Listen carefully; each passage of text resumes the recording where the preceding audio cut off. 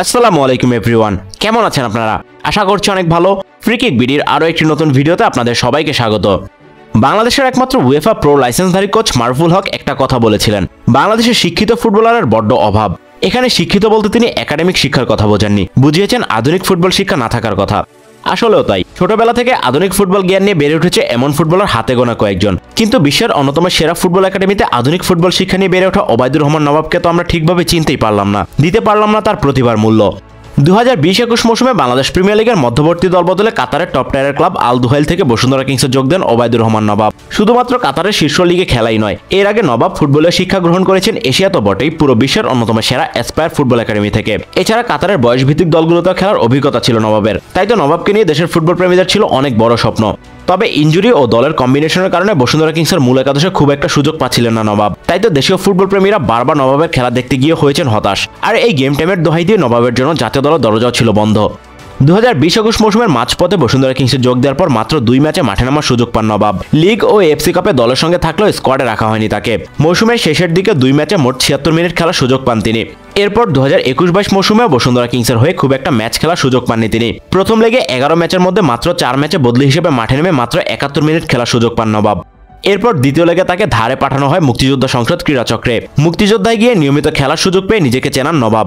10 match খেলে সমান 3টি করে গোল এবং অ্যাসিস্ট করে মুক্তিযোদ্ধাকে রেলিগেশন থেকে বাঁচাতে গুরুত্বপূর্ণ ভূমিকা পালন করেন তিনি।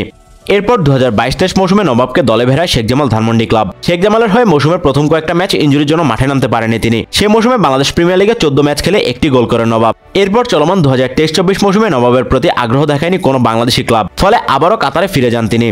শেখ জামালের জার্সিতে হয়তো নিজেকে সেভাবে মেলে ধরতে পারেননি নবাব, কিন্তু তার আগের মৌসুমে মুক্তিযোদ্ধাকে রেলিগেশন থেকে বাঁচাতে গুরুত্বপূর্ণ ভূমিকা রাখেন তিনি। তারপরও জাতীয় দলের ভাবনায় আসেননি নবাব। 2021 সালে একবার শ্রীলঙ্কায় 4 জাতি টুর্নামেন্টে জাতীয় দলে ডাক পেয়েছিলেন তিনি। আমার বেস্টটা দিয়ে যাব এন্ড হোপফুলি আমি ফুটবলে নামব হবে।